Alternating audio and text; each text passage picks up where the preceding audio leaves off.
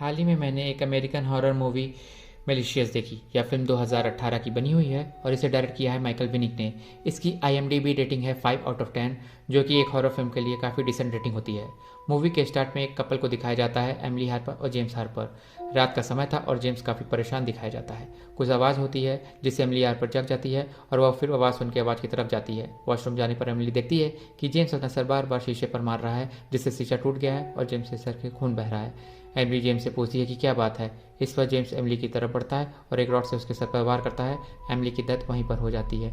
अगले सीन में हमें फिर से एक कपल को दिखाया गया है, एडम एंड लिसा, जो कि इस फिल्म के मेन कैरेक्टर हैं। एडम एंड लिसा एक दूसरे टाउन से आ रहे होते हैं क्योंकि एडम को नए कॉलेज में अच्छा जॉब मिली थी। पैकेज काफ़ी अच्छा था तो उस जगह जॉब करने के लिए आ जाता है। एडम की वाइफ लिसा प्रेग्नेंट होती है और वह कॉलेज की तरफ से मिले हुए नए कॉटेज को देखकर बहुत खुश होती है क्योंकि वो काफ़ी बड़ा और सुंदर था। गार्डन में एक लड़का जिसका नाम डेविड है काम कर रहा होता है और उस कॉटेज की चाबी उसी के पास होती है। वह कॉलेज में स्टूडेंट था जहाँ पर एडम को मैथ पढ़ाने की जॉब मिली थी। डेविड कॉटेज की चाबी दोनों को देखकर वहाँ से जाने लगता है और जाते जाते यह बोलता है कि आपके आने से पहले आपके लिए एक पैकेज आया है। एडम और लिसा सरप्राइज होते हैं कि हम तो अभी घर के लिए आए हैं, हमारे लिए पैकेज कैसे आ सकता है। पैकेज को अंदर जाकर वो दोनों खोलते हैं। यह पैकेज लिसा की बहन बेकी ने सेंड किया था। यहाँ पर हमें पता चलता है कि एडम लिसा की बहन बेकी को बिल्कुल भी पसंद नहीं करता। लिसा एडम को बताती है कि उसने अपनी बहन को यहाँ का एड्रेस दिया था।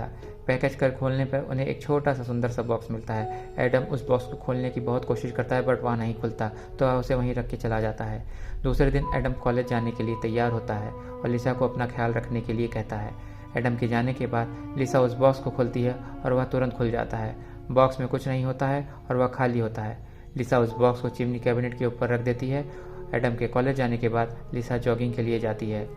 जॉगिंग करते करते लिसा जंगल में चली जाती है और वहाँ पर उसे एक लेडी रोती हुई दिखाई देती है। जब वह लेडी के पास जाती है तो लेडी मिस्टीरियस तरीके से उसके प्रेग्नेंट टमी की तरफ देखते हुए उसकी तरफ बढ़ती है और उसकी बॉडी खून और डट में सनी हुई होती है। इससे लिसा डर जाती है और वहाँ से पीछे हटने लगती है। यह लेडी कोई और नहीं बल्कि वही एमिली हार्पर होती है जिसे शुरुआत में दिखाया गया है और जिसको उसके पति ने मार डाला था।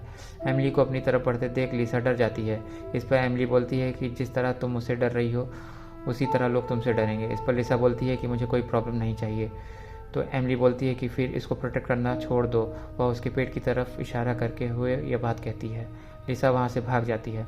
इधर एडम की मुलाकात अपने साथी प्रोफेसर डॉक्टर क्लार्क से होती है। वह भी एडम की तरह मैथ के प्रोफेसर होते हैं और साथ में पैरासाइकोलॉजी भी पढ़ाते हैं। डॉक्टर क्लार्क अंधे होते हैं बट पैरानॉर्मल एक्टिविटी को फील कर सकने की उनमें काबिलियत होती है। घर आने के बाद लिसा एडम को फ़ोन करके जंगल की घटना के बारे में बताती है। एडम घर आने के लिए कहता है तो लिसा बोलती है कि वह फिक्र ना करे, अब एडम की आवाज़ सुनने के बाद उसे डर नहीं लग रहा है। लिसा अपने लिविंग एरिया में बैठी हुई होती है। वह सामने दीवार पर टंगी एक पेंटिंग को देख रही होती है। पेंटिंग में कुछ बच्चे खेल रहे होते हैं और वहाँ उन पर उनकी माँ बैठी हुई होती है और तभी लिसा को एक नवजात बच्चे के रोने की आवाज़ सुनाई देती है।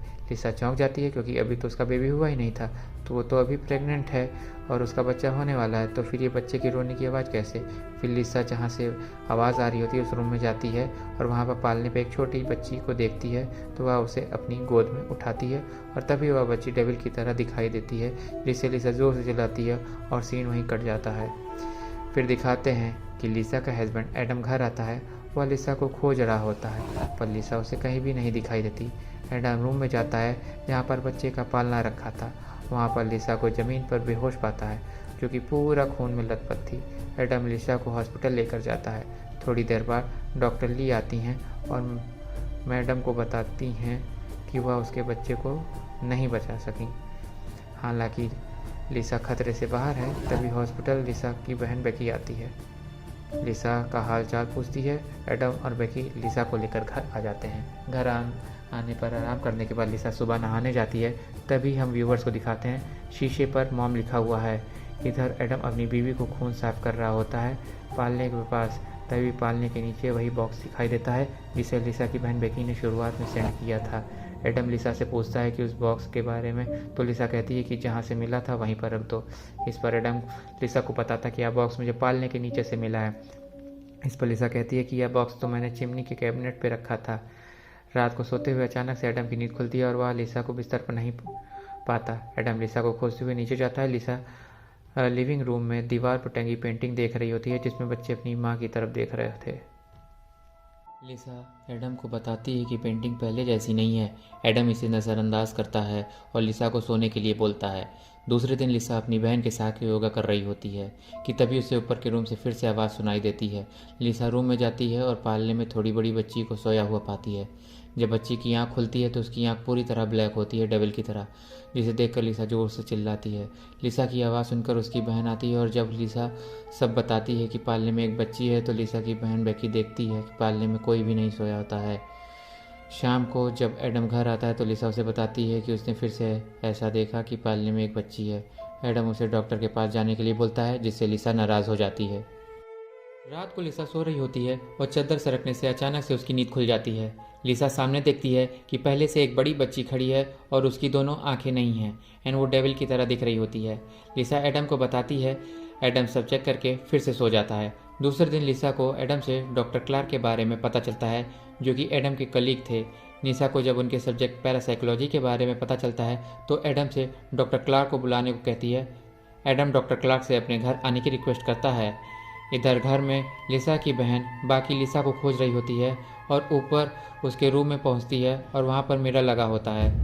बेकी यह देख के डर जाती है कि मिरर में वो कुछ अलग ही कर रही होती है एंड तभी उसकी मिरर इमेज उसका गला पकड़ के शीशे से उसको टकरा देती है। शोर सुनकर लिसा कमरे में आती है एंड बेकी तब तक वॉशरूम में होती है। लिसा उससे पूछती है कि क्या तुम ठीक हो, तो बेकी आंखों में आंसू लिए झूठ बोल देती है कि हाँ मैं ठीक हूँ, क्योंकि वॉशरूम में भी उसकी मिरर इमेज उसे चुप रहने के लिए बोल रही थी। लिसा के सो जाने के बाद बेकी गुड बाय का नोट छोड़ के भाग जाती है। लिसा एडम के आने के बाद उसे बताती है कि बेकी उसे बिना बताए एक नोट देकर चली गई। एडम बोलता है कि लिसा हमेशा से ऐसी ही है। दूसरे दिन डॉक्टर क्लार्क एडम के घर आते हैं तो लिसा बोलती है कि मुझे लगता है कि ये घर हॉन्टेड है। इस पर डॉक्टर क्लार्क बोलते हैं कि नहीं, मैं देख नहीं सकता हूँ पर महसूस कर सकता हूँ कि ये घर हॉन्टेड नहीं है, बट यहाँ पे एक ऐसी चीज़ है जो हॉन्टेड है और जिसकी वजह से इविल एंटिटी आ गई है। डॉक्टर क्लार्क अपने पीछे उस बॉक्स को टच करके हुए बताते हैं ये बात। इस पर लिसा बोलती है कि बट ये बॉक्स तो खाली था, तो डॉक्टर क्लार्क बोलते हैं नहीं, इस बॉक्स में एक बुरी आत्मा कैद थी जो बाहर निकल गई है और उसने ही तुम्हारे बच्चे को मार डाला है। अब वह तुम्हारी बेटी बन के रहना चाहती है जो कि खतरा है सबके लिए। ये बात सुन के एडम गुस्सा हो जाता है क्योंकि उसे ये सब बात अंधविश्वास लगती है एंड वो डॉक्टर क्लार्क को घर से निकल जाने के लिए कहता है। अगले सीन में एडम नहा रहा होता है, तभी उसे एक लड़की दिखाई देती है।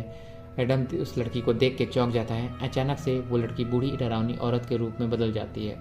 उधर लिसा देखती है कि पेंटिंग में बनी हुई बच्ची अब लिसा की तरफ देख रही होती है। एडम डर के भागता है वॉशरूम से एंड लिसा को सब बताता है। एडम अब डॉक्टर क्लार्क को वापस घर लेकर आता है। डॉक्टर क्लार्क एडम और लिसा को बताते हैं कि पहले भी ऐसा हो चुका है एंड वो एमिली एंड जेम्स के बारे में बताते हैं जो इस बॉक्स की वजह से जेम्स एमिली को मार डाला था। डॉक्टर क्लार्क सारे घर में माइक रखवा देते हैं ताकि वो इविल एंटिटी को सुन सकें। तभी उन्हें आवाज़ आती है कि एक लड़की बार बार माँ माँ मॉम मदर कह के बुला रही है। डॉक्टर क्लार्क उससे उसका नाम पूछते हैं तो वह अपना नाम जूनियर लिसा बताती है, जिसे सुन के लिसा एंड एडम चौंक जाते हैं क्योंकि लिसा अपनी बेटी का नाम जूनियर लिसा रखना चाहती थी। यहाँ पे इविल एंटिटी खुद को लिसा के बच्चे को मारने के बाद उसकी बच्ची की जगह ले ली थी पूरी तरह। तभी लाइट चली जाती है एंड डॉक्टर क्लार्क एक अलग डायमेंशन में खुद को पाते हैं जहाँ पे वो सब देख सकते थे। डॉक्टर क्लार्क सामने देखते हैं कि लिसा उस इविल एंटिटी के हर जनरेशन के साथ बैठी है उनकी माँ के रूप में, और वो इविल एंटिटी बच्ची से लेकर बूढ़े तक के रूप में अपनी हर जनरेशन के साथ बैठी हुई है। वो एंटिटी जब बच्ची थी तब उससे थोड़ी और बड़ी हुई, तब जवान हुई एंड फिर बुढ़ापे में जैसी दिखती थी उसके सारे रूप एक साथ बैठे थे एंड उसके सारे रूप जोर जोर से चीखते हैं तो डॉक्टर क्लार्क को होश आता है एंड वो फिर से अंधे हो जाते हैं। लिसा और एडम जेम्स हार्पर से मिलने जाते हैं क्योंकि अपनी वाइफ को मारने के बाद से जेम्स जेल में कैद था। जेम्स उन्हें बताता है कि इस इविल एंटिटी को रोकने का एक ही तरीका है, बस उनकी माँ को मार डालो, यानी कि लिसा को मार डालो, क्योंकि वो सिर्फ लिसा की वजह से ही है, क्योंकि वो लिसा को अपनी माँ मानती है। जेम्स उसकी बात नहीं मानता एंड लिसा एंड जेम्स वहाँ से घर के लिए निकल जाते हैं। रास्ते में वो बुरी आत्मा बुढ़िया के ही रूप में एडम पे हमला कर देती है एंड एडम की कार का एक्सीडेंट हो जाता है। एडम होश में आने पर लिसा को बहुत खोजता है बट उसे लिसा कहीं नहीं मिलती। एडम घर के लिए पैदल ही निकल लेता है। घर पहुंचने पर वो देखता है कि पेंटिंग में माँ बच्चे सब इसे ही देख रहे हैं एंड तभी बुरी आत्मा अपने जवान लड़की के रूप में एडम पर हमला कर देती है। एडम जब उठता है तो एविल एंटिटी वहाँ नहीं थी एंड एडम लिसा को खोजते हुए बाहर आ जाता है। वहाँ पर एडम डेविड को बुरी तरीके से मरा हुआ पाता है। डेविड एडम का स्टूडेंट था, ये मैंने शुरू में ही बताया था। तभी एडम लिसा को देखता है एंड उसके पीछे जाता है। लिसा एडम को चाकू से मार देती है, ये कहते हुए कि वो उसकी बच्ची को प्रोटेक्ट करेगी एंड वो उस बच्ची की माँ है। लिसा एडम को चाकू मार के चली जाती है एंड एडम किसी तरह खड़ा होता है एंड उस बॉक्स को उठाता है कि तभी वो इविल एंटिटी एडम पर हमला कर देती है। एडम उस बॉक्स को इविल एंटिटी को जैसे ही टच कराता है उससे इविल एंटिटी को चोट लगती है एंड वो घायल हो जाती है एंड फिर एडम लोहे की रॉड को उसके पेट में घुसा देता है। तभी एडम को पता चलता है कि वो उसकी आंखों का धोखा था एंड उसने अपनी ही वाइफ को लोहे की रॉड से मार दिया। लिसा उस बुरी आत्मा के प्रभाव में आकर उसको प्रोटेक्ट कर रही थी एंड तभी लिसा ने एडम को खुद को मारने के लिए बोलती है, बट वो इविल एंटिटी एडम को रोकने की कोशिश करती है। एडम लिसा को मार देता है एंड वो इविल एंटिटी धूल बन के वापस उस बॉक्स में चली जाती है। यहाँ पर यह सीन ख़त्म हो जाता है। अगले सीन में हम देखते हैं कि अब एडम भी जेम्स की तरह ही अपनी वाइफ को मारने के जुर्म में जेल में कैद है। वहाँ उससे डॉक्टर क्लार्क मिलने आते हैं एंड पूछते हैं कि उस बॉक्स को क्या किया तुमने। इस पर एडम बताता है कि उस बॉक्स का इंतज़ाम कर दिया है एडम ने एंड वो बॉक्स जहाँ से आया था उसे वहीं पर भेज दिया है। यहाँ पे एडम का मतलब था कि उसने उस बॉक्स को बेकी के पास भेज दिया है, क्योंकि बेकी ने ही उस बॉक्स को उनके पास भेजा था, जिसकी वजह से यह सब कांड हुआ था।